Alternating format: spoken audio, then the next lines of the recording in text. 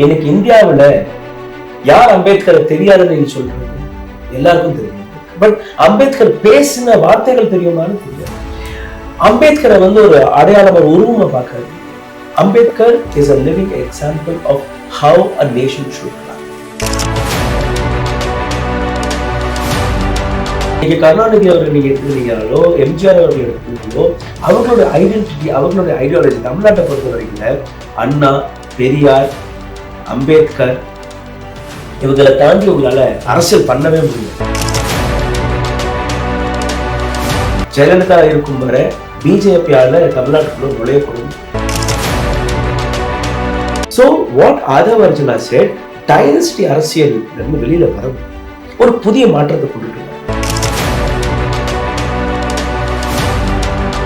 பிடிச்சா ஓட்டு போடுவாங்க, பிடிக்கலைன்னா ஓட்டு போட மாட்டாங்க. But as per the constitution sir சொன்னபடி அம்பேத்கரை பத்தி தான் பேசணும். நோ, அம்பேத்கரை பத்தி பேசும்போது அரசியல் வரும், அரசியலை பத்தி நம்ம பேசி ஆகணும்.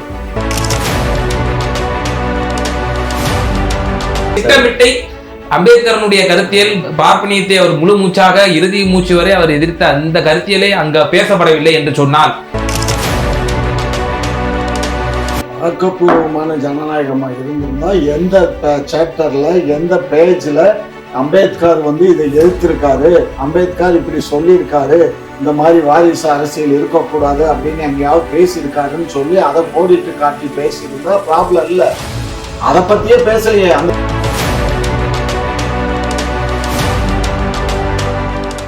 குக்கு செய்திகள் நேயர்களுக்கு அன்பு வணக்கம். இன்றைய சிறப்பு விவாத நிகழ்ச்சியில நம்மோடு இணைந்திருக்கும் சிறப்பு விருந்தினர்கள் ரூஸ்டர் தமிழ் சேனலுடைய ஆசிரியர் மற்றும் மூத்த பத்திரிகையாளர் மரியாதைக்குரிய ராகுல் அவர்களும், மேலும் திமுக சேர்ந்த காமாட்சி ஐயா வணங்கியிருக்காங்க. இருவருக்கும் முதற்கண் வணக்கம். வணக்கம். திரு ராகுல் சார், பத்திரிகை துறையில கிட்டத்தட்ட 4 நூற்றாண்டு காலமா நீங்க பயணிச்சுட்டு வரீங்க. விடுதலை சிறுத்தைகள் கட்சியில ஒரு மிக குறுகிய காலத்திலேயே அவருக்கு ஒரு மிக உயரிய பதவி கிடைத்தது, துணை பொதுச் செயலாளர் பதவி கிடைத்த பின்பு பிறகு சர்ச்சைக்குரிய சில பேட்டிகள்லாம் கொடுத்தாரு. 3 பேட்டிகள் ஒரு தனியார் தொலைக்காட்சிகளில், மிகப்பெரிய தொலைக்காட்சிகளில் பேட்டி கொடுத்தாரு. அதுவே பெரிய சர்ச்சையை உண்டாக்கியது, அதிர்வலையை உண்டாக்கியது. அப்போது சகோதரர் தொல் திருமாவளவன் அவர்கள் கூறினார், இது கட்சியினுடைய கருத்தல்ல, அவருடைய தனிப்பட்ட கருத்து என்றெல்லாம் கூறப்பட்டது. பிறகு இந்த விகடனுடைய அந்த நூல் வெளியீட்டு விழா, அம்பேத்கர் எல்லாருக்குமான தலைவர், அந்த வெளியீட்டு விழாவிலே ஆதவர்ஜுனா அவர்களும் தாவேக தலைவர் விஜய் அவர்களும் ஒரு சர்ச்சைக்குரிய பேச்சுக்கள் எல்லாம் வெளிப்படுத்தினார்கள். ஒரு பேசுபொருளான சர்ச்சைன்னு நீங்க பாக்குறீங்க. வாட் இஸ் சர்ச்சை? அவர் பேசினதுல தவறு என்ன? டைனஸ்டி அரசியல் இருக்கக்கூடாது, குடும்ப அரசியல் இருக்கக்கூடாது, ஒரு புதிய தலைவரை தேர்ந்தெடுங்க, இதுதானே காலங்காலமா எல்லாரும் பேசிட்டு இருக்காங்க. ரைட்? இதுதானே திருமாவளவன் பேசிட்டு இருந்தாரு. இன்னைக்கு புதுசா நீங்க எப்படி அதை சர்ச்சைன்னு பாக்குறீங்க? இல்ல, நான் என்ன கேட்கிறேன், இல்ல இப்ப நான் ஒரு நிமிஷம், புத்தக வெளியீடு விழான்னா யாருடைய புத்தகம்? அம்பேத்கருடைய புத்தகம் வெளியீடு பண்றாங்க. அந்த அம்பேத்கரை பத்தியும் அந்த புத்தகத்தை படிச்சுட்டு அந்த புத்தகத்துல இருக்கக்கூடிய நல்ல பாயிண்ட் அல்லது வேற ஏதாவது இந்த மாதிரி விஷயங்களை எல்லாம் எடுத்து அதை மக்கள் மத்தியில இந்த மாதிரி எல்லாம் சொல்லியிருக்காரு, அம்பேத்கரை பத்தி அருமை பெருமைகளை பத்தி பேசியிருக்கணுமே தவிர அந்த கூட்டத்துல போய் அரசியல் பேச வேண்டிய சூழல் என்ன வந்துச்சு? அங்க எதுக்கு அரசியல் பேசுற நீ? அம்பேத்கர் எதற்கான அடையாளம்? இந்த நாட்டு கான்ஸ்டிடியூஷனை கொண்டுட்டு வந்தாங்க. ஆமா, ரைட். இந்த நாடு எப்படி நடக்கணும், அதுக்கான சட்டத்திட்டங்கள் என்ன, விதிமுறைகள் என்ன, legislative, executive, judiciary and media, இந்த 4மே ஒரு சிஸ்டத்துக்குள்ள இருக்கக்கூடிய அமைப்புகள். நானும் அதுல ஒரு பங்கு, பிகாஸ் ஐ அம் ஜர்னலிஸ்ட். இந்த 4மே சரியா செயல்படுதா இல்லையா என்கிற ஒரு விஷயத்தை வடிவடித்த நபர் தான் அவர். இன்னைக்கு அம்பேத்கருடைய எல்லாருக்குமான தலைவர் அம்பேத்கர் நம்ம சொல்றோம். He is an idea. இன்னைக்கு இந்தியாவுல யார் அம்பேத்கரை தெரியாதுன்னு நீங்க சொல்றீங்க? எல்லாருக்கும் தெரியும் அம்பேத்கர். பட் அம்பேத்கர் பேசின வார்த்தைகள் தெரியுமான்னு தெரியாது. அம்பேத்கரை ஒரு அடையாளம், ஒரு உருவமா பார்க்காதீங்க. Ambedkar is a living example of how a nation should run. இது போன்ற தலைப்புகள், இது போன்ற மேடைகள்ல நிச்சயமாக இந்த நாட்டுக்கு தேவைப்படக்கூடிய அனைத்து விஷயங்களுமே பேசப்படும். ரைட்? இது முதல் விஷயம். 2வது, டைனஸ்டி அரசியலை பத்தி பேசும்போது அது காங்கிரஸ் மீதும் குற்றச்சாட்டு வருது, டிஎம்கே மீதும் வருது. அதே மாதிரி நீங்க பாத்தீங்கன்னா ஆந்திராவில் YSR இதுல வருது. ஸோ இந்தியா முழுவதும் இருக்கக்கூடிய பல்வேறு உத்தரப்பிரதேசத்துல இந்தியா முழுவதும் இருக்கக்கூடிய பல்வேறு அரசியல் கட்சி, இன்ஃபேக்ட் பிஜேபி மீதும் வருது. பிஜேபியும் பிரைம் மினிஸ்டர் மோடிக்கு கல்யாணம் ஆகல அப்படின்னு நீங்க சொல்ல முடியாது. வாட் இஸ் அமித்ஷா, நம்முடைய what is Rajnath Singh. So எல்லா அரசியல் கட்சியிலுமே ஒரு இந்த டைனஸ்டி அரசியல் வந்து இருந்துட்டே இருக்கு. விச் இஸ் அகேன் ஒரு விதத்துல நீங்க பாத்தீங்கன்னா இந்த நாட்டுல இருக்கக்கூடிய அந்த டெமோக்ரஸிக்கு எதிரன்னு நான் சொல்ல முடியாது. பட் அடுத்து வரக்கூடிய ஒரு நல்ல தலைவர்களை மிஸ் பண்ணிட்டே இருக்கிறோம். ரைட். அண்ட் ஆதவ் அர்ஜுனாவை நான் வந்து சப்போர்ட் செய்யணும்னு நீங்க நினைக்க வேண்டாம். பட் ஒரு புதிய மாற்றம் வரும்போது அந்த புதிய மாற்றம் வந்து ஒரு அடையாளத்துக்கு கீழே இருக்கக்கூடிய அடையாளம் இருக்காம தன்னுடைய ஐடென்டிட்டியை இதுதான் நான் இன்னைக்கு கருணாநிதி அவர்கள் நீங்க எடுத்துக்கிட்டீங்கனாலோ எம்ஜிஆர் அவர்கள் எடுத்துக்கினாலோ அவர்களுடைய ஐடென்டிட்டி, அவர்களுடைய ஐடியாலஜி தமிழ்நாட்டை பொறுத்த வரைக்கும் அண்ணா, பெரியார், அம்பேத்கர் இவங்களை தாண்டி உங்களால அரசியல் பண்ணவே முடியாது. ரைட். இன்னைக்கும் அவர்கள் ஏன் அப்படி நிக்கிறாங்கன்னு நீங்க பாத்தீங்கன்னா அவர்களுடைய தாட் ப்ராசஸ், அவர்களுடைய ஐடென்டிட்டி. ரைட். இன்னைக்கு பெரியாரை படிக்கக்கூடிய நபர்கள், அம்பேத்கரை படிக்கக்கூடிய நபர்கள் அவர்களை வந்து உருவமா பாக்குறது இல்லை, அவர்களுடைய ஐடியாஸ் இன்னைக்கும் வாழ்ந்துட்டு தான் இருக்கு. இன்னும் கருணாநிதி நீங்க எடுத்துக்கோங்க, அவர் எழுதின பல கட்டுரைகள் இன்னைக்கும் ரொம்ப ஒரு லேண்ட்மார்க் விஷயங்களா இருக்கு. நீங்க ஜெயலலிதாவை எவ்வளவு நீங்க அவங்க வந்து ரொம்ப பண சொத்துக்கு அதை பண்ணிட்டாங்க அப்படிலாம் பேசினா கூட she had stood for her strong messages. Jayalalithaa இருக்கும் வரை பிஜேபியால தமிழ்நாட்டுக்குள்ள நுழையக்கூட முடியல. She said, I will not allow need to come inside. It happened. Right. So அந்த மாதிரி அந்த ஸ்ட்ராங்கான பவர்ஃபுல்லான லீடர்ஸ் அவங்களுக்கு கீழே ஒரு சரி இன்னைக்கு வந்து பாலா சாஹேப் டாக்ரே, அதுக்கப்புறம் உத்தவ் டாக்ரே, அடுத்தபடியா அவருடைய மகன், 3 பேரும் வர்றாங்க. பாலா சாஹேப் டாக்ரே செஞ்ச தியாகங்கள், அவர் எடுத்து வச்ச அந்த அரசியல் மற்ற நபர்களால் பார்க்க முடிஞ்சுதா? இன்னைக்கும் பாலா சாஹேபோடைய அந்த இம்ப்ரெஷன் தான் இருக்கு. ரைட்.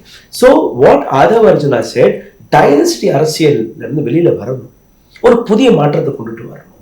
சோ இதுக்காக நீங்க வந்து டைனஸ்டி அரசியல் நேரடியாக அதுக்கு உண்டான பிளாட்ஃபார்ம் விசிகாவா அப்படிங்கிற ஒரு கேள்வி இருக்கு இல்லையா? It is not about Visika.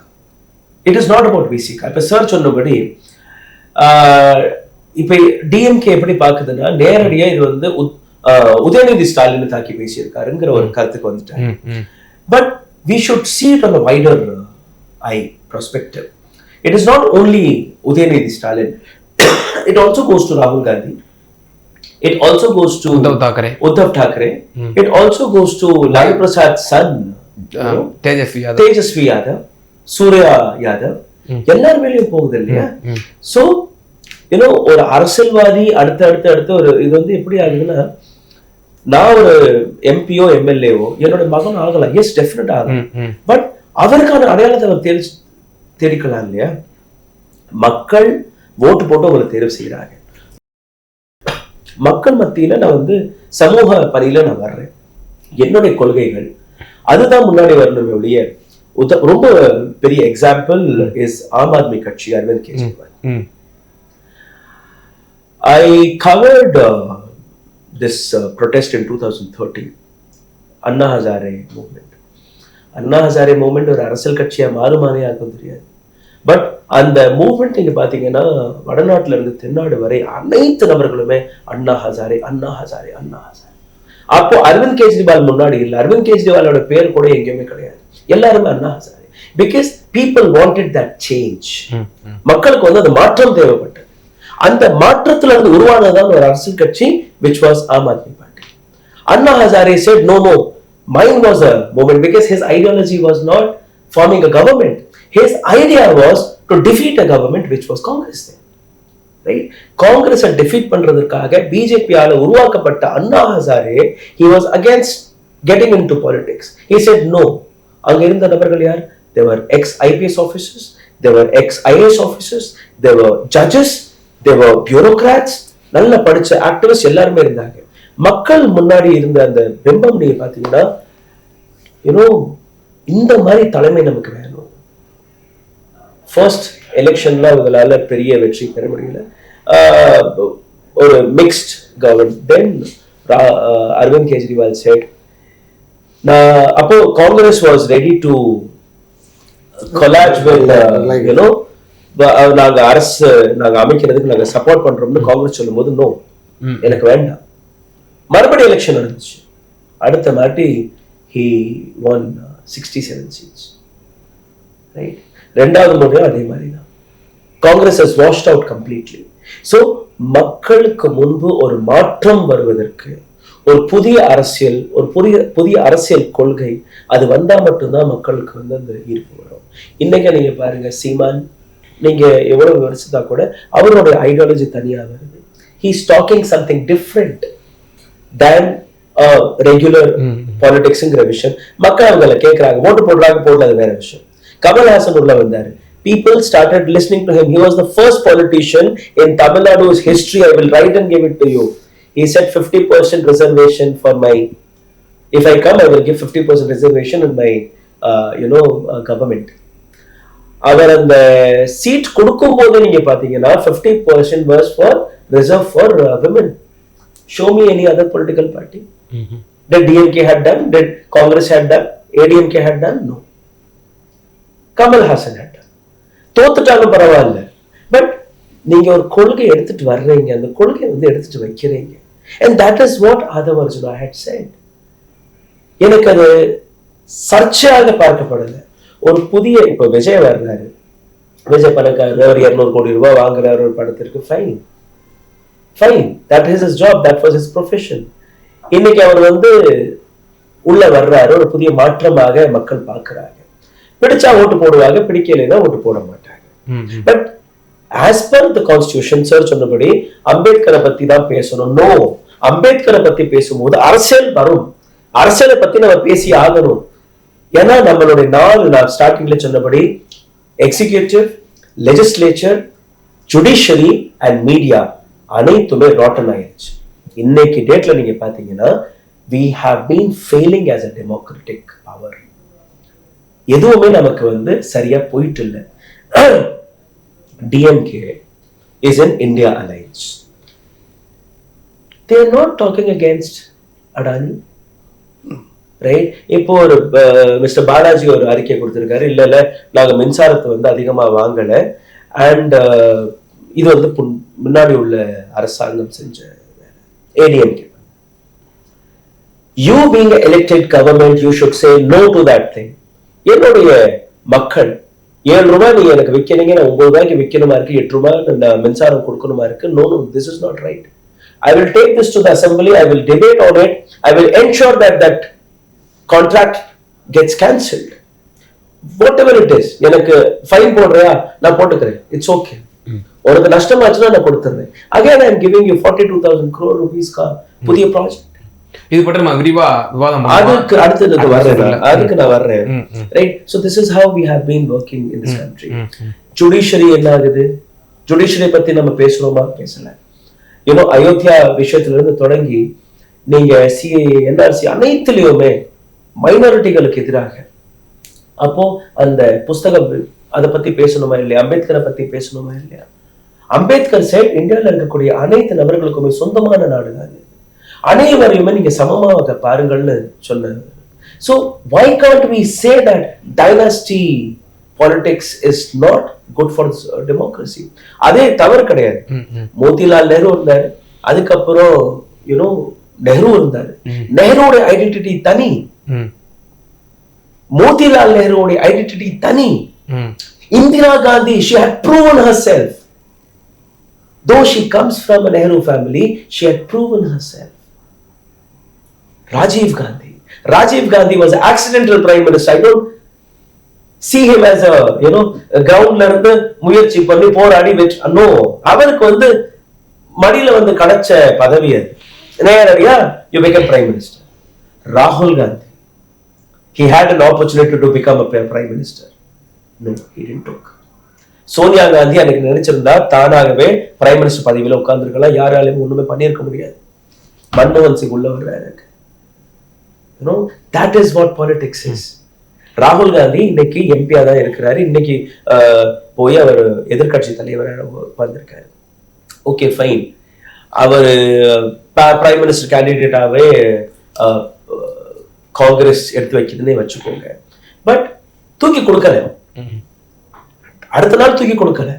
He is proving himself, right? இல்லை, இப்போ எனக்கு என்ன கேள்வி வருது அப்படின்னா, இப்போ ஆதவர்ஜுனா அவர்கள் வெளிப்படுத்திய இந்த வார்த்தைகள்லாம் வந்து நிச்சயம் பேசப்பட்டிருக்க வேண்டும், அது சரியான வாதம் தான் அப்படின்னு நீங்கள் சொல்கிறீங்க. அந்த புத்தக வெளியீட்டு விழா முழுக்க முழுக்க அம்பேத்கரை கண்ணியப்படுத்துவதற்காகவும் அம்பேத்கருடைய கருத்தியலை என்ன கேள்வி அப்படின்னா, அங்க டைனாஸ்டிக் பாலிடிக்ஸை பத்தி பேசப்படுது. நீங்க உதயநிதினு ஒரு சுருக்கிய மனப்பான்மையில பார்க்காதீங்க, இந்தியா முழுக்க இருக்கக்கூடிய எல்லா அரசியல் கட்சி தலைவர்களையும் அதை உள்ளடக்கி பாருங்கிற ஒரு கருத்தியலை முன்வைக்கிறீங்க. ஆனா இதுல ஏன் உள்நோக்க கற்பிக்கப்படுகிறது அப்படின்னு இன்னும் விமர்சகர்களால் என்ன விமர்சனம் வைக்கப்படுது அப்படின்னா, அம்பேத்கர் எந்த ஐடியாலஜிக்கு எதிராக இருந்தார்? 1944 அம்பேத்கர் அவர்கள் தெளிவாக சொல்கிறார், Indian politics is nothing but Brahminism, war between Brahminism versus Buddhism. So அப்போ அந்த இடத்துல பார்ப்பனியத்தை பற்றி பேசப்பட்டதா அப்படிங்கிற கேள்விதான் தொடர்ந்து திராவிடர் கழகத்தினரும் திராவிட சித்தாந்த ஊழியர்களும் அங்கே வந்து முன்வைக்கப்படுகிறார்கள். அப்போ திட்டமிட்டை அம்பேத்கரனுடைய கருத்தியல் பார்ப்பனியத்தை அவர் முழு மூச்சாக இறுதி மூச்சு வரை அவர் எதிர்த்த அந்த கருத்தியலை அங்க பேசப்படவில்லை என்று சொன்னால், அங்க டைனாஸ்டிக் பாலிடிக்ஸ் சம்பந்தமே இல்லாம அங்க பேசுறாங்க அப்படின்னு சொன்னா, அப்ப அது உள்நோக்கம் கற்பிக்கப்படுறது ஒரு நியாயமானது தானே? பிராமணிசம் வர்சஸ் புத்திசம் நீங்க சொல்றீங்க இல்லையா, இது இன்னும் ஆழமா பார்க்கணும் நீங்க, ரைட்? அதை பத்தி ஸ்டடி பண்ணாமலே பல பேர் ஜஸ்ட் ஆர்குமெண்ட் பண்ணிட்டு இருக்காங்க. I'll tell you one thing. பாபரை பத்தி இன்னைக்கு பேசுறோமா? அவுரங்கசீபை பத்தி பேசுறோமா? 500 ஆண்டுக்கு முன்னாடி அந்த மசூதிக்கு கீழே ஒரு கோவில் இருந்துச்சு, அங்க ராமர் கோவில் இருந்துச்சு, அங்க கிருஷ்ணன் கோவில் இருந்துச்சு, அங்க சிவலிங்கம் வந்துருச்சுன்னு பேசுறோமா? Why can't we talk about the stupas in Bihar and Madhya Pradesh? இந்தியாவுல எத்தனையோ பௌத்த மதங்கள், பௌத்த ஸ்தூபாஸ் இருந்தது, அதெல்லாம் அழிச்சது யாரு? Brahmins. It is proven record. Archaeological survey of India கிட்டேயே இருக்கக்கூடிய record. I am not talking by myself. இன்னைக்கு அதே பௌத்த மதத்தில் இருக்கக்கூடிய நபர்கள் வந்து இந்த கோயிலுக்கு கீழே என்னுடைய ஸ்தூபா இருந்துச்சு, இந்த கோயிலுக்கு கீழே என்னுடைய பௌத்த மதத்துடைய அடையாளம் இருந்தது அப்படின்னு நீங்க பாத்தீங்கன்னா what will happen, right? So ஒரு கருத்தியல் ரீதியாக கொடுக்கப்பட்ட statement. But what we see Ambedkar as the creator of Indian Constitution. Indian Constitution ஒரு நாள்ல எழுதப்பட்ட கான்ஸ்டிடியூஷன் கிடையாது. ஆங்கிலேயர்கள் காலகட்டத்திலே 1906ஆம் ஆண்டுல இருந்தே கொஞ்சம் கொஞ்சமாக எழுதப்பட்ட கான்ஸ்டிடியூஷன். அதுக்கப்புறம் இன்னும் சொல்ல போனா பிரிட்டிஷர்ஸ்கள் நம்மள 200 ஆண்டுகள் ஆண்டாங்க. பிரிட்டிஷ்ல இன்னைக்கும் ஒரு எழுதப்பட்ட கான்ஸ்டிடியூஷன் கிடையாது. உங்களுக்கு தெரியும், it is only verbal constitution. உலகம் முழுவதும் இருக்கக்கூடிய பல நாடுகள்ல இருக்கக்கூடிய கான்ஸ்டிடியூஷனை கொண்டுட்டு வந்து இந்தியாவில் ஏற்கனவே கொண்டு வந்த சட்ட புஸ்தகத்தையே படிச்சு ஆய்வு செஞ்சு மக்களுக்கு எது சரி, மக்களுக்கு எது பெனிஃபிட் கொண்டுட்டு வரும்ங்கிற விஷயத்த கலெக்டிவா கொண்டுட்டு வந்ததுதான் Indian constitution. World's largest democracy India.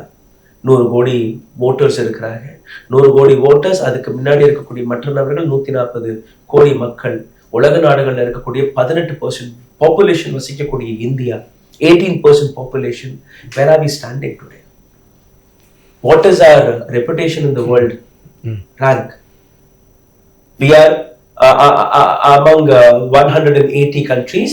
161வது இடத்துல இருக்கிறோம் press freedomல. நமக்கு மேல இருக்கிறாங்க பாகிஸ்தான், நமக்கு மேல இருக்கிறாங்க பங்களாதேஷ், நமக்கு மேல இருக்கிறாங்க Sri Lanka. What are you doing about hunger index? Dynastic politics என்ன உங்களுக்கு பண்ணி கொடுத்திருக்கு? இல்ல இந்தியன் பாலிடிக்ஸ் ஏன் மாற்றப்படக்கூடாது? 55வது இடத்துல இருந்துச்சு சார் 2014ல ஹங்கர் இண்டெக்ஸ்ல. இன்னைக்கு நம்ம எங்க இருக்கிறோம்? 124 rank. You're giving 80 crore population free ration. இலவசமா நீங்க ராஷன் கொடுக்குறீங்க. தமிழ்நாடு அரசாங்கம் ஃப்ரீயா ராஷன் வழங்கிட்டு இருக்காங்க. What are you talking about? மாற்றம் தேவை, நிச்சயமா மாற்றம் தேவை. Ideologically you fight, no problem. That is what constitution, that is what democracy teaches you. Sir நான் உட்கார்ந்துருக்கோம், அவருடைய கருத்தை அவர் பகிர்வாரு, என்னுடைய கருத்தை நான் பகிர்வேன், right? This debate should give some benefit to the public, and that is what Dr. Ambedkar had taught us. Okay Have a good, healthy dialogue. Okay Thiru Kamatchi ஐயா, ஒரு நீண்ட நெடிய ஒரு விளக்கத்தை பத்திரிகையாளர் திரு ராகுல் அவர்கள் வழங்கினார். அம்பேத்கர் அந்த புத்தக வெளியீட்டினுடைய அந்த விழாவிலே பேசப்பட்ட அந்த வாதங்கள், அந்த கருத்தியல்கள் எல்லாமே வந்து ஆக்கப்பூர்வமானவை, அங்கு பேசியது நியாயம்தான் என்ற ஒரு வாதங்கள் எல்லாம் அவர் வந்து விவரித்து பல விஷயங்களை வந்து பேசினதை பார்க்கிறோம். குறிப்பாக அந்த டைனாஸ்டிக் பாலிடிக்ஸ், வாரிசு அரசியல் என்பது ஒரு இந்திய மண்ணிற்கு ஒரு புற்றுநோயாக தவறு கிடையாது. I still don't say that it is wrong. நான் என்ன சொல்றேன்னா, ஒரு தனி நபருடைய ஐடென்டிட்டி, அவர் வந்து அந்த போராட்ட காலத்துல இறங்கி மக்களுக்காக சேவை செஞ்சு, எக்ஸாம்பிள் அவர் ஏற்கனவே ஒரு விஷயத்த சொன்னார். காங்கிரஸ் கட்சியில ராஜீவ் காந்தி அவர்களும் ராகுல் காந்தி அவர்களையும் ஒப்பிட்டு ஒரு வரலாற்றையும் அவர் அந்த மாதிரி வந்துச்சுன்னா பிரச்சனை இல்லை. பட் நேரடியாக கொண்டு போய் கொடுக்கறது I don't agree to it. But அந்த அது தெளிவாக அவர் விளக்கினார், ராஜீவ் காந்தி அவர்களுக்கும் ராகுல் காந்திக்கும் இடையிலான அந்த அரசியலினுடைய பின்னணியை பற்றி. ஸோ வாரிசு அரசியல் இங்கே இப்போ ஒரு பேசு பொருளை ஆக்குவதே என்பதே வந்து இது வந்து முழுக்க முழுக்க நீங்கள் மதவாதத்துக்கு துணை போகிறீங்க, இது வந்து வகுப்பாத சக்திகளுக்கு வந்து ஆதரிக்க வண்ணமாக இருக்குது அப்படின்னு சொல்லி ஒரு விமர்சனம் பண்ணுறதுங்கிறது ஒரு ஆக்கப்பூர்வமான ஒரு ஜனநாயகத்தை வந்து ஒரு கேள்விக்குறியாக்குறீங்களாங்கிற ஒரு கேள்வி இருக்கு.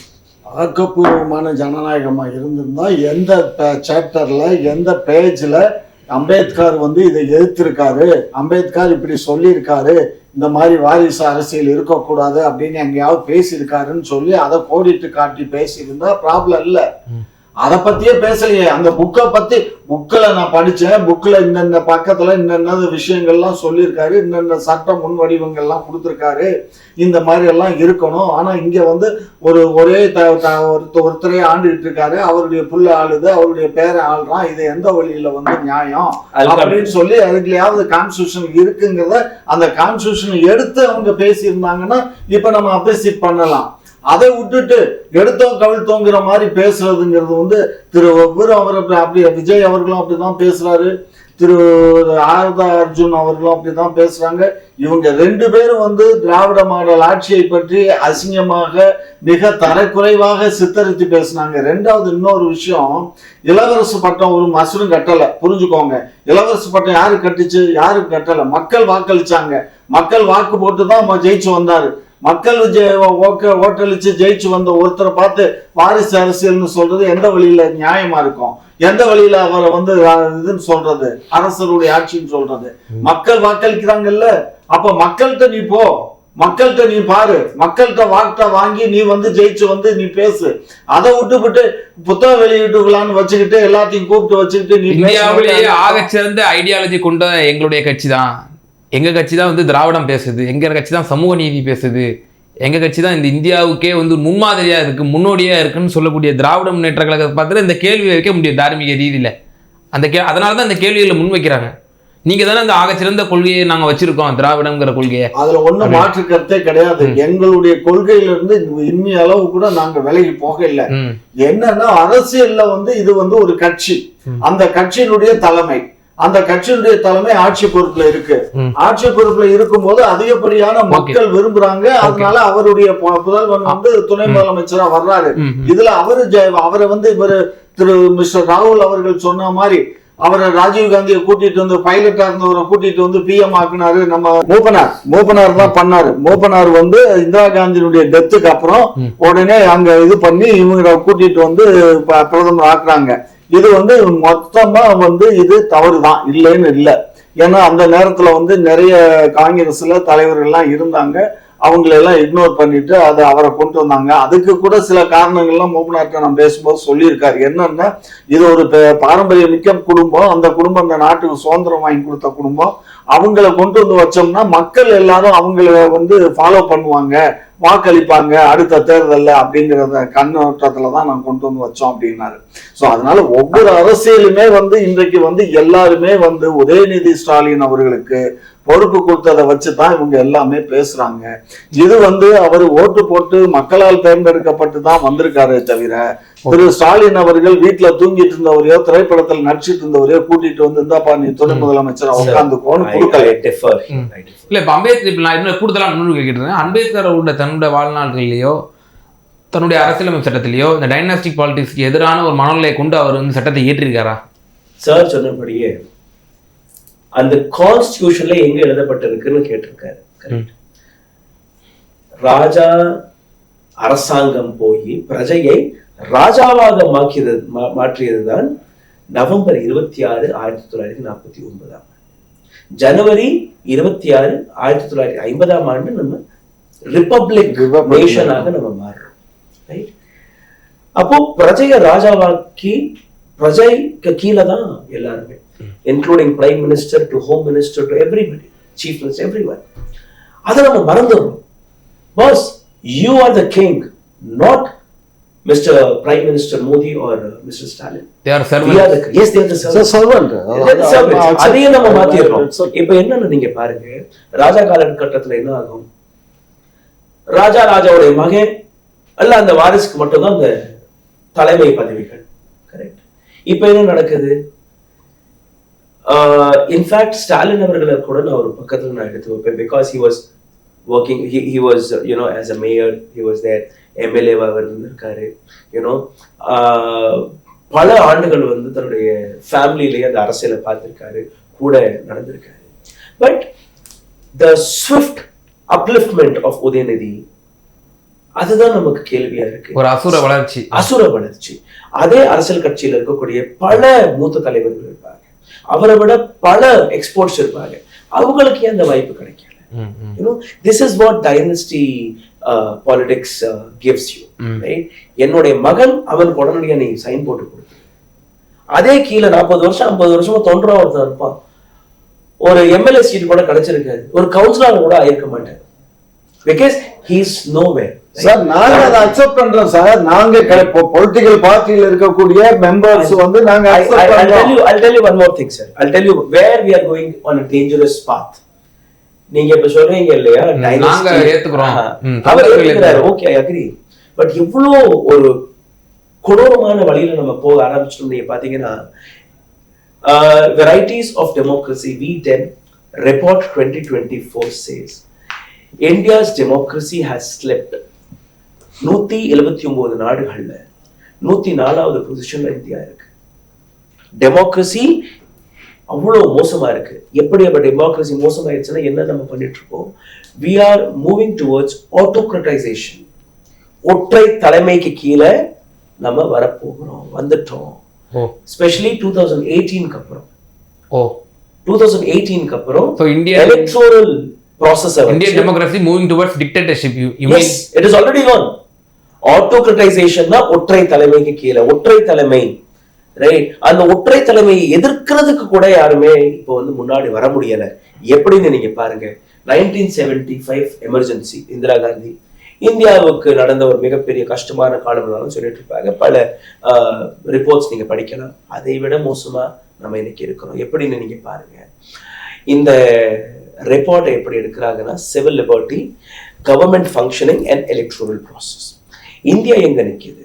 இந்தியா வந்து 3வது இடத்துல, அதாவது liberal democracy, electoral democracy, electoral autocracy. தேர்தல்ல ஒரே நபர் தான் வெற்றி பெறணும், ஒரே அரசியல் கட்சி தான் வரணும், அந்த மோட்டோல இந்தியா நகர்ந்து கொண்டு இருக்கு. இப்போ ஒரு கூட்டணியா நீங்க வர்றீங்க, யூனோ, இந்தியா அலைன்ஸ்னு நீங்க வர்றீங்க. இந்தியா அலைன்ஸ் நீங்க வரும்போது, யூனோ, டிஃப்ரெண்ட் ரீஜனல் பவர், தமிழ்நாட்டில இருந்து டிஎம்கே, அந்த சைட்ல இருந்து நீங்க பாத்தீங்கன்னா இன்னொரு கட்சி வரும், வெஸ்ட் பெங்கால்ல இருந்து மம்தா பானர்ஜி டிஎம்சி, உத்தரப்பிரதேசத்துல இருந்து அகிலேஷ் யாதவ், அதே மாதிரி தமிழ்நாடு என்றால் அந்த மாதிரி தனித்தனியா எல்லாருமே சேர்ந்து நீங்களும் ஒரு சென்ட்ரலைஸ்ட் பவரை உருவாக்க பாக்குறீங்க. Again the other side is already there, mister Modi, ஒற்றை தலைமை. இப்ப இதுல இருந்து whatever you talk, you know, நான் வந்து நாங்க வந்து ஃபேமிலி அதை எதிர்க்கிறோம், இங்கேயும் அந்த ஒற்றை தலைமை என்ன சந்தேகம் வருது அப்படின்னா, இது வந்து நீங்க எப்படி கேள்வி உட்படுத்தணும் அப்படின்னா, இப்ப நீங்க சொல்றீங்க இல்லையா, ஒவ்வொரு மாநிலத்திற்கு வலுக்கட்டாயமாக நம்ம தேர்ந்தெடுக்கிறோம், வலுக்கட்டாயமாக நம்ம ஒரு நிர்பந்தத்துக்கு நம்ம வந்து எம்எல்ஏ மட்டும் தான் சார் தேர்ந்தெடுக்கிறோம்.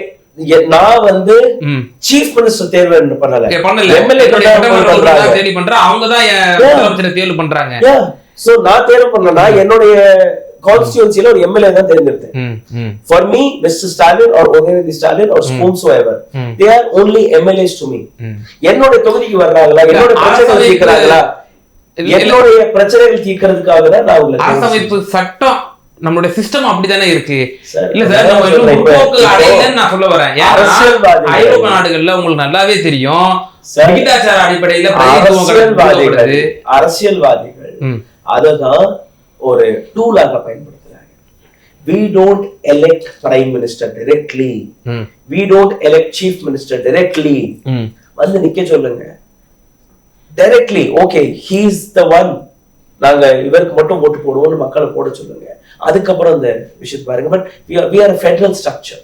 நம்ம வந்து சின்ன சின்ன கான்ஸ்டிட்யூன்சிஸ் வழியாக நம்ம ஓட்டு போட்டு அவங்களுக்கு ஒரு பொறுப்பை கொடுக்குறோம். நான் வந்து ஆஸ் அ voter, சார் வந்து ஒரு எம்எல்ஏன்னா அவர்கிட்ட நான் பொறுப்பை கொடுக்குறேன். சார் உங்க கட்சியில நல்ல நபர் யாருக்காக உங்களுக்கு போடுங்க, ரைட்? அப்ப நல்ல நபர்களுக்கு நடுவில் ஒரு ஓட்டு ப்ராசஸ் நடக்குதா, எலெக்ஷன் நடக்குதா, சீஃப் மினிஸ்டருக்காக எலெக்ஷன் நடக்குதா, பிரைம் மினிஸ்டருக்காக எலெக்ஷன் நடக்குதா, ராஷ்டிரபதிக்கு நடக்குது, ஜனாதிபதிக்கு நடக்குது. ஏன் பிரைம் மினிஸ்டருக்கு நடக்கிறது இல்ல, ஏன் சீஃப் மினிஸ்டருக்கு நடக்கிறது இல்ல? I have voted for chief மினிஸ்டருக்கு அந்த எம்எல்ஏக்கள் வாக்களிச்சு தான் சீஃப் மினிஸ்டர் அந்த கட்சியில தேர்ந்தெடுக்கிறாங்க. ஸ்டாலினுக்கு எதிராக யார் சீஃப் மினிஸ்டர் கேண்டிடேட்? அதுக்கு என்ன செய்ய முடியும் சார்? அதுதானே பிரச்சனை. அது எங்க கட்சியினுடையது, உள்கட்சி விவகாரம். உள்கட்சி விவகாரம், இதுதான் நம்மளுடைய லூப்ஹோல்ஸ். சோ அப்போ அரசியலமைப்பு சட்டத்தை நீங்க கேள்விக்குறியாக்குறீங்க. சார் என்னுடைய வோட் ஒரு நல்ல தலைவரை தேர்வு செய்தது. என்னுடைய கான்ஸ்டிட்யூன்சில ஒரு நல்ல தலைவரை நான் தேர்வு செஞ்சுட்டேன், ரைட்? நல்லவனை தான் தேர்வு செஞ்சு நான் அனுப்பி இருக்கணும்னு வச்சுக்கோங்க. பட் எண்ட் ஆஃப் த டே ஒரு ஒரு ஒரு கட்சி, அந்த கட்சியில ஒரு தலைவர்னு தானே எடுத்து வைக்கிறாங்க, சரியா? அவர் வந்து உழைச்ச அந்த கட்சியை வந்து இவ்வளவு தூரம் கூட்டிட்டு வந்திருக்காங்கன்னு வச்சுக்கோங்களேன். அவருடைய மகனும் அவரே மாதிரி 100% நடந்துப்பாருன்னு என்ன கேரண்டி இருக்கு? What is the assurity of, as Mr. Karunanidhi was there, Mr. Stalin will function the government? Or as Mr. Stalin is running this government, similar way or better than him, Mr. Udayanidhi will... இது நல்ல உதாரணம் அம்மையார் இந்திரா காந்தி அவர்களுடைய அணுகுமுறையும் திரு ராஜீவ் காந்தி அவருடைய அணுகுமுறையும் வைத்துக் கொள்ளலாம். குறிப்பாக சொல்ல வேண்டும் என்று சொன்னால், விடுதலை புலிகளை அம்மையார் இந்திரா காந்தி அவர்கள் எப்படி அணுகினார்கள், ராஜீவ் காந்தி அவர்கள் எப்படி டைனஸ்டி அரசியலை எதிர்க்கக்கூடிய நபர் கிடையாது. பட் ஒரு இண்டிவிஜுவல் தன்னை ப்ரூவ் செஞ்சதுக்கு அப்புறம் அவர் தாராளமா வந்து சீஃப் மினிஸ்டர் கவலையே கிடையாது, தவறே கிடையாது. You show me how many protests does Mr. Udayanidhi Stalin had come up with? You know, எத்தனை அனுபவம் இருக்கு, என்ன மினிஸ்ட்ரி அவர் ஹேண்டில் பண்ணாரு. You know, he was elected as an MLA, immediately he recruited as Deputy Chief Minister of Tamil Nadu. Maybe he had potential. நாளைக்கு அவர் Chief Minister கூட ஆகலாம். He can be a very good administrator. I don't doubt on it. But what if he fails? What if he is not a good administrator? I have not seen him. You have not tested him. Then how can we say அவருடைய மகன் அவருடைய ரத்தம் அதனால நல்ல? ஒரு விவசாயியோடைய மகன் நிலாவை போய் தொட்டுட்டு வர்றாரு, that is his potential. ஒரு பணக்கார வீட்டு கோடீஸ்வரனுடைய மகன் சொத்தையெல்லாம் அழிச்சிட்டு ரோட்டுக்கு வந்துடுறான், that is his potential. This is what we should understand. Okay.